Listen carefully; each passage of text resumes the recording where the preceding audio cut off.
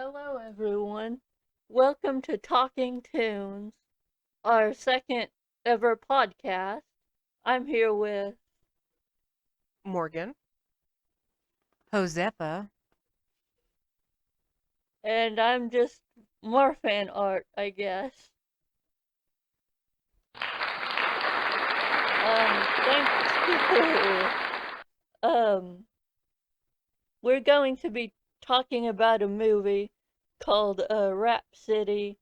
Street Kids Believe in Santa because we're recording this on Christmas Day.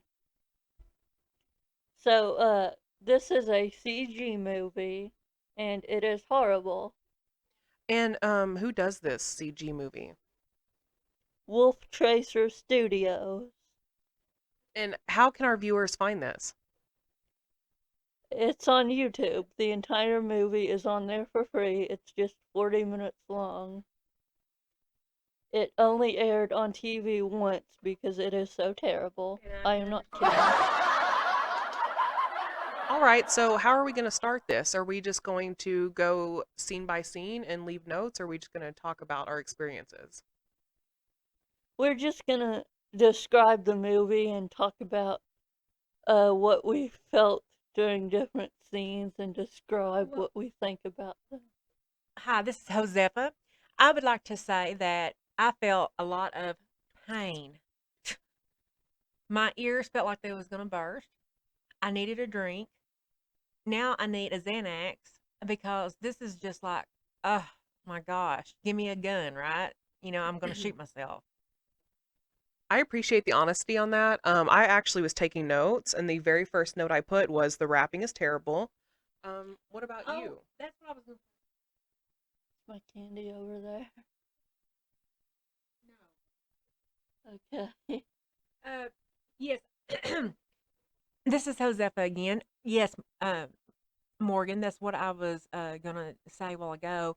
I hate rapping, like not like Christmas rapping or birthday rapping, but like yo, yo, yo, yo, yo, Yes, yo. I'm sure we all understood what you meant.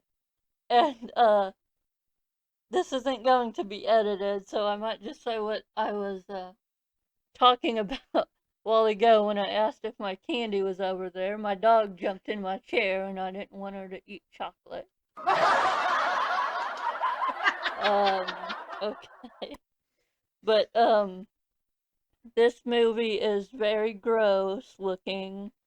Hey, one thing though, I do like the guy that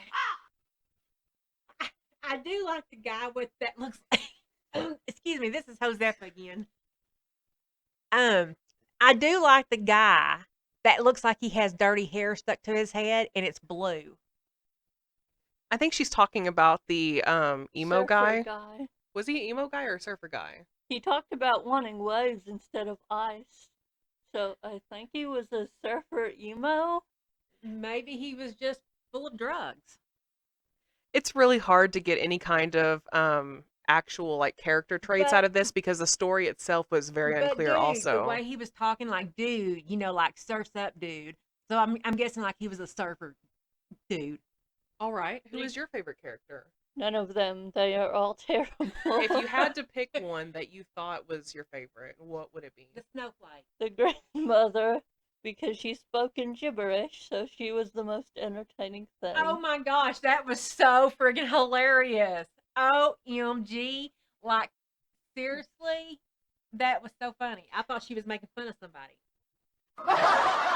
This I don't know if this is like inappropriate to say, but it did sound like she was actively having a stroke, and it was the most bizarre thing because half the time she was speaking gibberish, and then every once in a while she would say something crystal clear. And so most of the movie, I only understood one thing, and I think it was said something like "believe in Santa" or something like that, and then it went straight back to gibberish. Yes, supposedly she had real lines that the voice actress actually said, real words and stuff, but somehow it got all messed up when they were doing the audio and they didn't fix it. So I wonder why though. I mean, seriously, think about this. Why would you, create a budget and get these people come in and do the I different think voices it's and clear stuff? there wasn't a budget. But what I'm saying is, why would you waste your time and go through all this stuff and have lines and stuff, and then this one little part just completely screws up and you don't go back and fix it? Why? Tell me why. Well, well, they obviously didn't care about anything in the movie, so why would they care about the audio? But the plot, if you can call it that, is that this main kid named Ricky uh gives his teddy bear that his dead mom gave to him. They don't mention how she died. He's just like, I'm going to give you this bear that my dead mom gave me, Nicole, because I have a crush on you. Okay, Wait. that's very creepy. Trigger warning for talks about death and suicide. There's no suicide in the movie. Oh, no, I know, but there was many times where I wanted I to did commit think about suicide. jumping off a bridge. Yes, I thought about it a couple times Okay. too. This was Okay. Josefa? I think we understand. You don't have to say your name every time. Morgan here, Josefa here. No, it's okay. We'll just talk. I think we all have different voices, and Yeah. it should work. Okay. We're new to the podcasting thing, and we're just guests. We don't mean to hijack the show. What's your next thoughts? We literally just figured out how to get my microphone to work. Oh, can I say something from my notes? Yeah. In one part of this movie, well, literally after the about 1 minute, 2 minute long intro, which is just a snowflake flying around the screen, a very terribly rendered one. The main character Ricky. raps down the street, Ricky. He raps down the street, okay, and then he goes up to the most expensive looking toy store that has hyper realistic animals in it, That they full-size obviously trains. stole the models. Yes, all of them different textures, mind you. It's like they just looked up clip art and somehow made the clip art images the worst images on the internet. Most of the like effects looked like they were done in MS Paint, especially the snow. And I know that because I used to make like little snow like Christmas things in MS Paint, and that's exactly it's a spray brush tool. But wait, what I was gonna say was he goes to the most expensive toy store, pulls out his hand, looks down, there's 3 quarters in it. He goes, oh, and gets really sad. Maybe Well, next first of time. all- 3 quarters. Why are you even First of walking all- down that part of the street if you know you only have 3 quarters? First of all, where did he have his hand that he had to pull it out of? In his pocket. What was he doing in his pocket? Reaching for his 3 quarters. Don't be dirty, y'all. I didn't do it. It was Josefa. So, And so my next note was, you can't convince me this wasn't a high school project. And then the very next thing I put was, I'm not sure if the creator ever actually went to school or saw other children. Do you want to comment on that? Yeah, the most, like, craziest thing about this movie to me is that there were professional voice actors.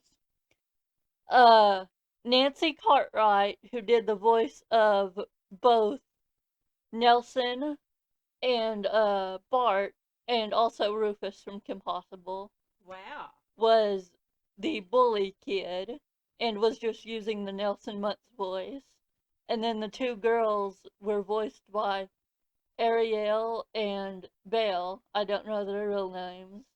And Belle usually only just reprises her roles as Belle. Are we talking like Belle from Beauty and the Beast? Yes. Beauty and the Beast?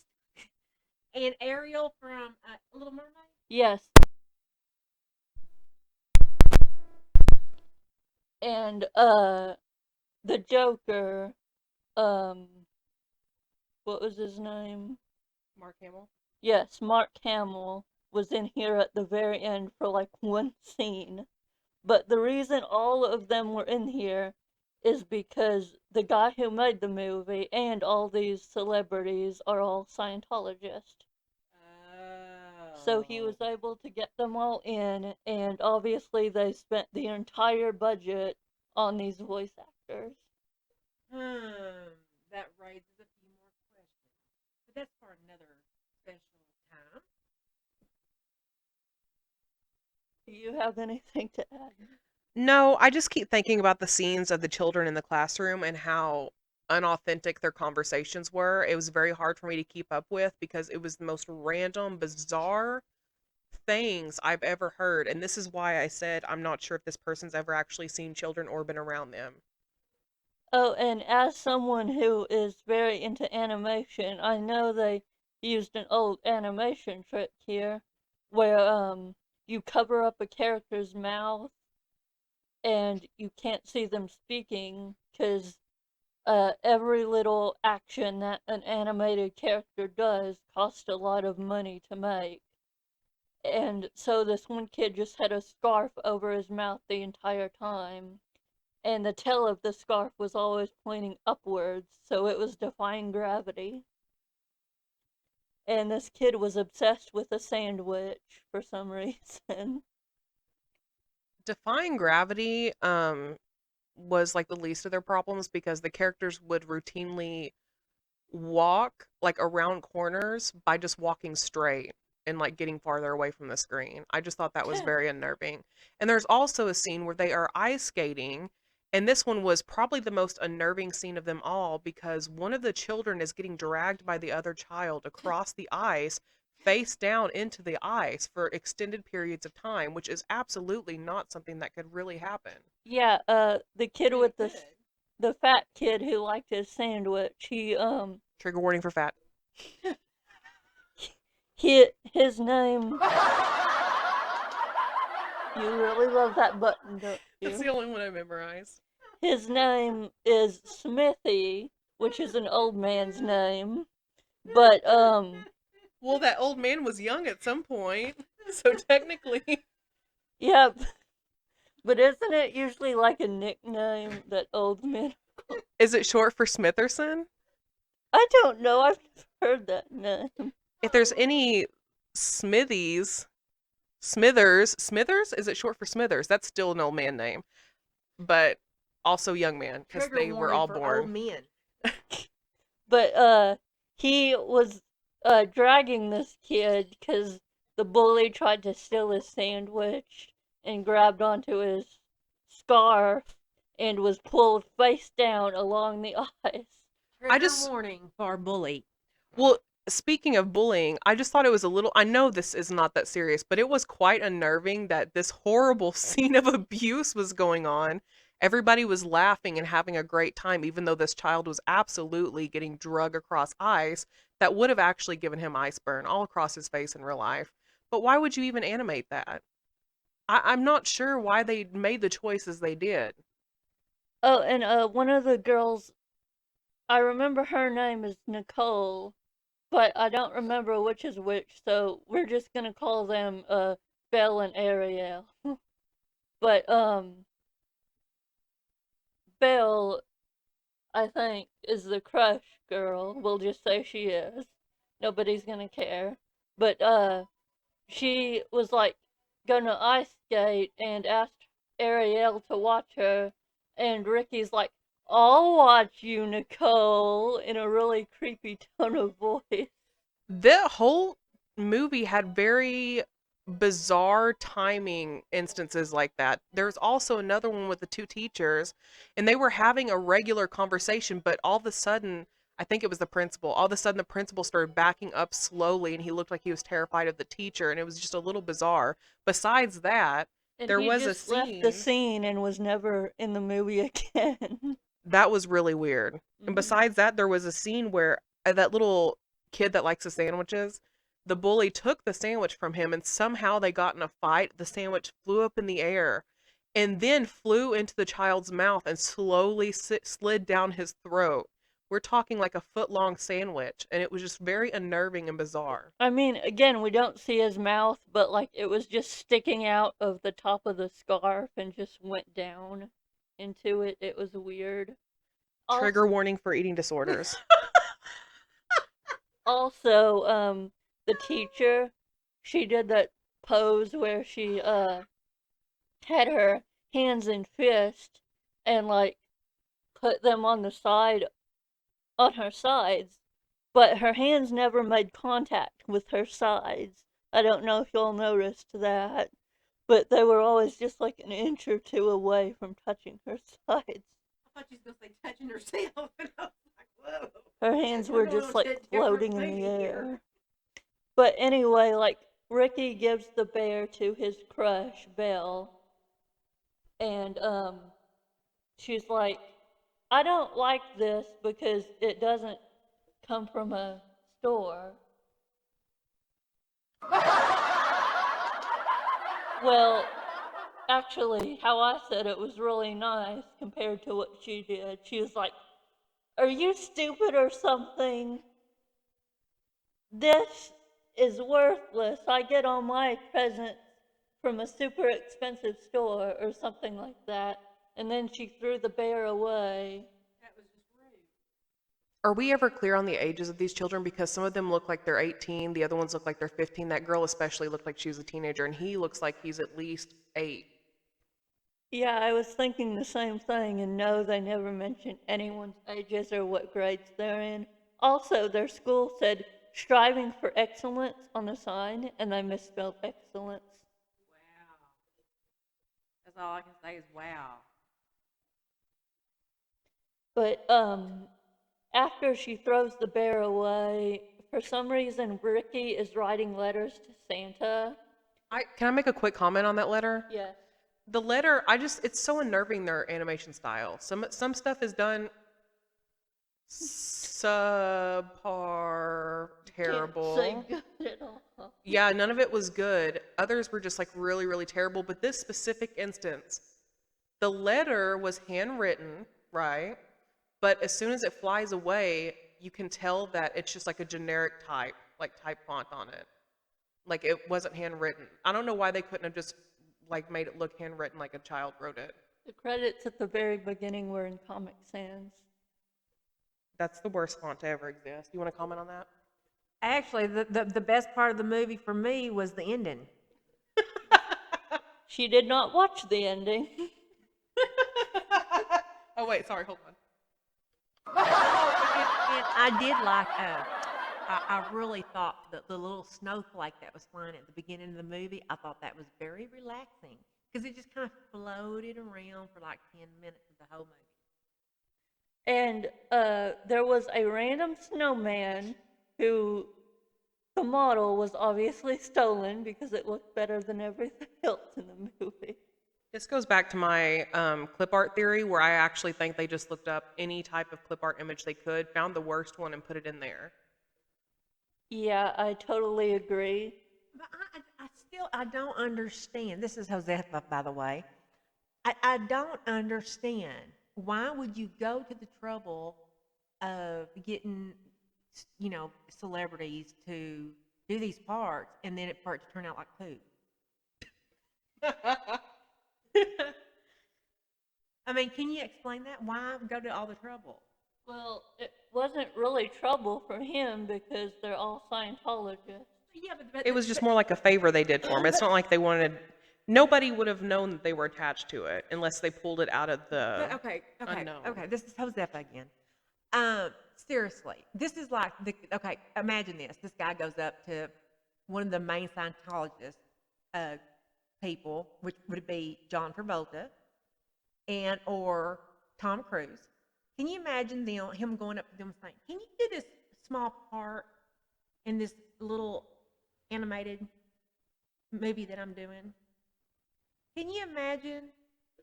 Well, how could we imagine if we were not Scientologists ourselves? Perhaps they already had, done, he needed a favor done for them. Well, I guess that could be, but I wouldn't think too hard about it because the whole movie is just terrible. On that Scientology thing, I just remembered that Nancy Cartwright, again the voice of Bart, would I don't know how long she did this for, but she would call people, just random people, and when she would get their answering machine, she would answer as Bart Simpson and be like, "Hey dude, this is Bart, man. No, don't hang up. This is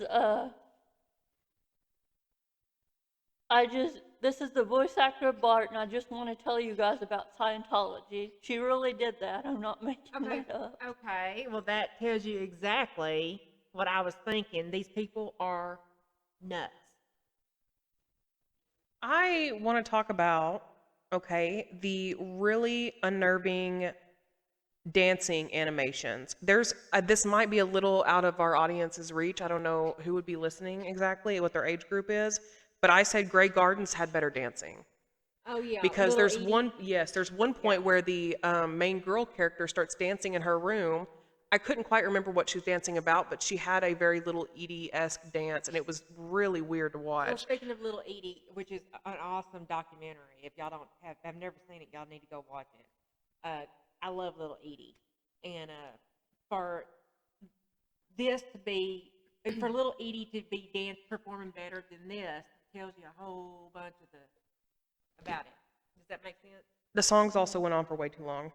Well, one of them did. One was completely pointless. It only went on for like 2 seconds. But anyway, like back to the Santa letter. He wrote letters to Santa, and he was like, Santa baby. He said like, bless everyone or give them all what they want for Christmas, something like that. Even Nicole, I want her to be happy too, even though I gave her my dead mom's bear and she rejected it. He basically said something like that. And his letter just so happened to fly conveniently into this girl's yard. He didn't even notice the letter flying out of his hand either, which is really weird. Yeah, like, how could he not feel that at least? But it lands in her yard and she reads it and she realizes how special the bear was.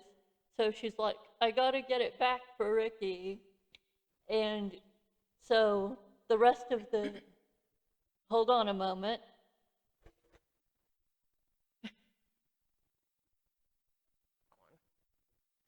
Okay, it's going again. Hello, we're back. Okay, anyway, he, the rest of the movie is literally just, Belle, Ariel, Smitty, and the two bully kids, for some reason, going around and looking for the bear. What do you keep doing? That's the only button I memorized. What did y'all think about little Smitty? Which one was Smitty? He was the one with the scarf and Yeah. the sandwich. Yeah, If scarf I had that to describe defied him- gravity that Yes, if I had to describe him in one word, I would say lazy, and then maybe also annoying. I would have to agree with that. Let's mix this up a little bit. Why don't we say, each say one or two favorite quotes from the movie? May I start? Yeah. There was a scene where the rich father was talking to his rich daughter. Oh, no, it was actually the little ponytail girl. The one that had the little sister that wanted a horse. Ariel. Okay, and the father is looking out the window at a jumble of clouds. And the music, gets all, what's the word I'm looking for? The music like sets the mood for it, right? It's like very sweet, soft, heartwarming. He looks outside and he says, She's going through this arc or whatever where she doesn't know if Santa's real. And she asked her dad if he believes in Santa. yes, and at the end of it, he literally looks outside at this jumble of clouds that, might I add, looks like nothing. Oh, I was so confused. I heard your clock go off, and I'm like, is it playing back the recording? Anyways, so he looks outside at this jumble of clouds that doesn't look like anything, and he says, do you see him? Do you? And she looks outside and she says, I do, because I believe. But instead of turning the clouds into Santa after that, they just kind of moved him around a little bit, and it still just looked like a pile of mashed potatoes. And it was, I love how they made you use your imagination to like imagine Santa coming out of the clouds, but for me, I just thought it was really silly. And then Any they comment had, on that one? And then they had a 5-second song about belief in Santa. But yeah, the clouds looked really ugly, and they were like, wow, this is the most beautiful thing ever. They didn't say that, but that's what it seemed like they were trying to convey. I also want to point out that this whole time it's daylight outside still. I guess they couldn't animate the night in. Also, this is kind of skipping ahead a little bit, but we'll skip back. There is one part of the movie where the rich girl walks out of her house and she says, "I'm a perfect little girl." And there was nothing that prompted that. She just walks away in the snow after that. Do you have a favorite quote from the movie, Josefa? Actually, no. All right. What about you, Marfan? Christmas. And that was the grandma at the very end, which leaves us with a beautiful sentiment taken to the holidays. The last line of the movie was also good. Shut that door. Yeah, it was so random. Oh, Lord. Yeah, that was my favorite part of the movie, the very end and the snowflake at the very beginning. When the door shuts, that's Yeah. your favorite part? Yeah. That you didn't see. I wish we had because a you door left. slam noise. There was one part where the door creaked open and you can tell a person made the creaking open noise. And then the little boy says, "I love creeping out creepy girls." Speaking of creepy, when we were watching the movie, the bathroom door creaked open a little bit while the grandma was talking. Well, she was probably, the way she sounded, she was probably conjuring up something evil. So I guess finishing thoughts on this. Well, we didn't finish. We didn't talk about the junkyard scene. Oh, that's something I was wanting to bring up, was the dumpster. Go ahead. Did you steal my point of the dumpster? Are you taking over my talking points? Oh, is that what you was going to No, talk go about? ahead. Well, no, the dumpster just looked like a box with wheels. Some things are, I mean, obviously not high definition, but some things are more visible than others, and it did look like the dumpster was just a mixture of grays that they put on a little, It looked like like abstract, smeared onto the canvas. abstract drawing. Anyways, back to the junkyard. Even the wall textures in this movie were messed up. I don't know how that's physically possible. But Tell us about the junkyard dogs too, because that was a really important, funny part. yes, that's what I was going to do. They looked in the school trash cans or whatever, and the bear wasn't there, so they're like, "Let's go to the junkyard." And they all get into the junkyard, and they start being chased by dogs. And these dogs, I don't know if we actually get to see a full size comparison, but they look really tiny compared to the kids. And they were really horrible looking. This whole movie basically looks worse than a very early PlayStation 1 game. The dogs kept chasing the kids, and the boy, Smitty, just threw his sandwich like a football at one of the other kids' face, and the dog started chasing him instead. And the teddy bear was conveniently on top of a car for no reason. And they didn't explain why, but apparently they couldn't just leave out of the front of the junkyard, so they had to climb a wall to get over. So they got into it, no problem? Yes. Oh, that's weird. Well, and the animation for them getting over that fence was swimming into the air over a tree, which I thought was a little weird. Yeah, earlier in the movie when they were all ice skating and stuff, one of them was like, "Let's skate like famous ice skaters," and they were just holding their arms out to the side. I honestly think the worst part of that movie was the whole rapping that song.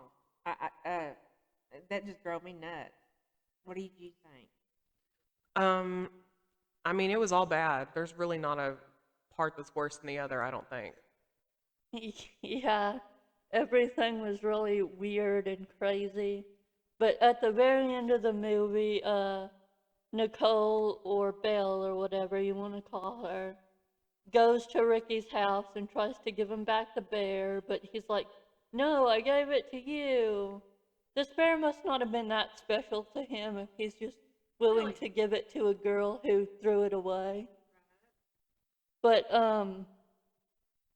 he, yeah, but he doesn't take the bear back, and then the next day is Christmas, and she's like opens one present, and it's the same present that Ricky wanted. I'm not sure what it was. I think it was a VHS player, even though this movie was made in 2002.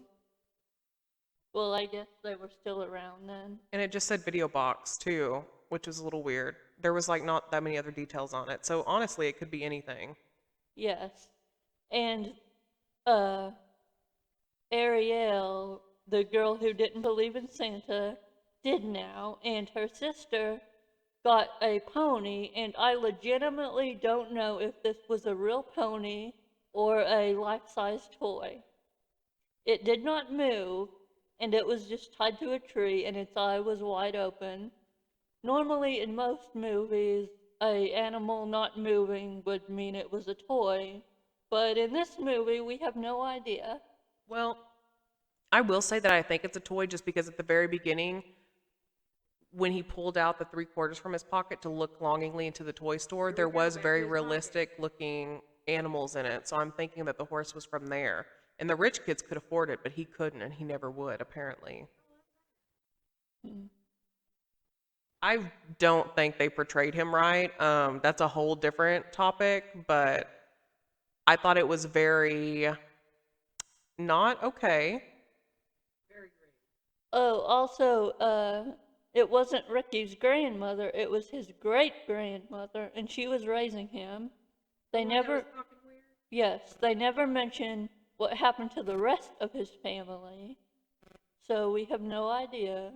He's just raised by his great-grandmother, and for some reason in his room, he like lives in the attic or something, and there's this weird poster of New York.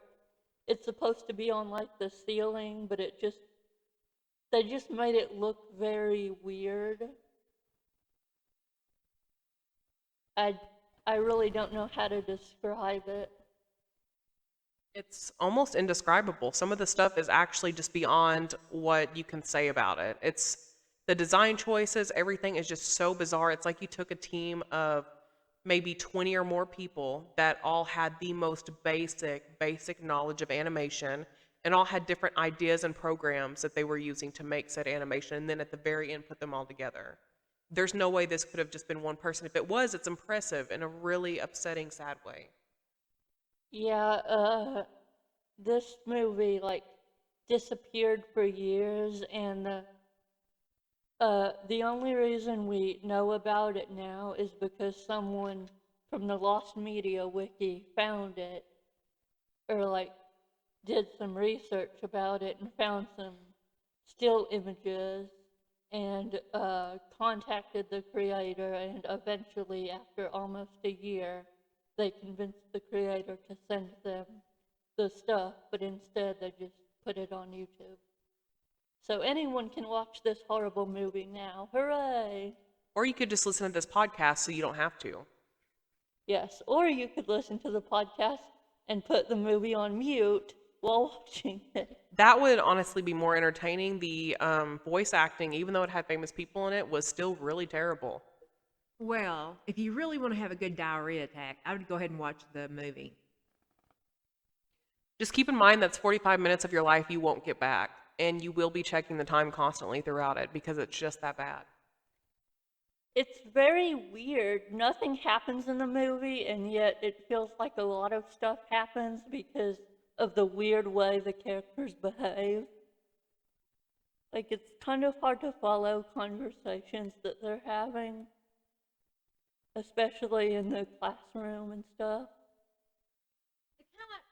I kind of feel like, you know, the parents or the adults on Snoopy? Yes. That's exactly what it reminded me of. That's a really good point, except they were speaking actual words, but it was just so Mumbled, though. I mean, it put was in such a weird manner that it actually didn't seem like it made make sense sense. unless you really focused on it, which was hard to do. Yes, and like the grandmother thing. If you guys are a fan, don't do that. We can hear you. That's the point. Well, it's distracting me. But